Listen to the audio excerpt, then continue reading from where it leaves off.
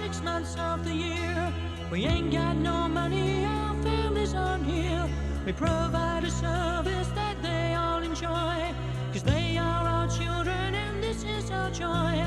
We cannot arrive nor leave as we please, for we have to wait for the change. Because of the fools who make the rules ashore, it's so difficult to arrange, difficult to arrange, difficult to arrange. So tell us why, so tell us why don't they leave us alone? I know the problems you've got with the law. I can see them over there. I've seen them in the vans, and I remember them at Orgreave. And no doubt this strike could go on some time. You might even have an experience like the one we had in South Yorkshire. Christmas 1984. Chief Superintendent drives up in a brand new white Range Rover. And the lads, who've been on a picket line for a year, to alleviate the boredom, have built a snowman. And he came along, obviously with a double first from Oxford, and he said, "Move that snowman." And the lad said, "Pardon?" He said, "Move that snowman."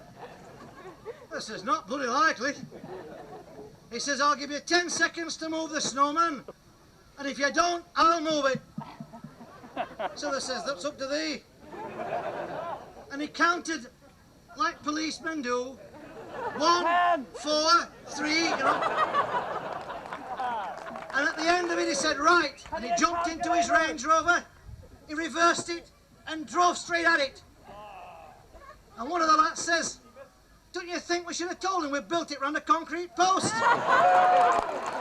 And on South Yorkshire County Council reports it says, "Range Rover wrecked driving into a snowman."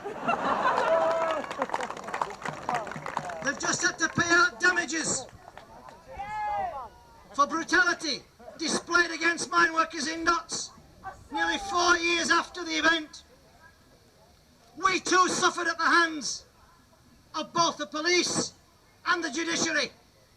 Time and time again, working men and women who struggle for basic human rights and civil liberties find themselves dragged into ancient courts where there's a bunch of fogies in night dresses and wigs telling us what we should and what we shouldn't do. I'll give you one lesson about the law.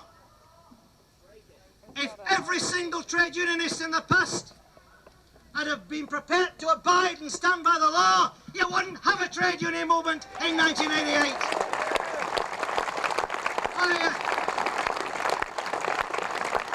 I'm still in contempt. The judges found me guilty of contempt. They've done nothing about it yet, but they might report back to him now. As far as I'm concerned, there's a greater loyalty than to the courts of the capitalist class, and that's a loyalty to my class, a loyalty to my people, a loyalty to the P&O strikers.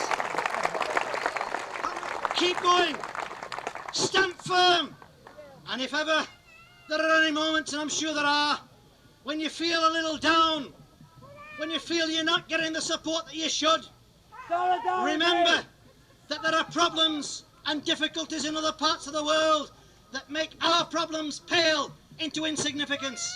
Whenever you feel down, remember Nelson Mandela, who for 26 years has been incarcerated in prison because of his belief. If Nelson Mandela can withstand the oppression of the South African apartheid regime for 26 years, then the P&O strikers and the labour and trade union movement can withstand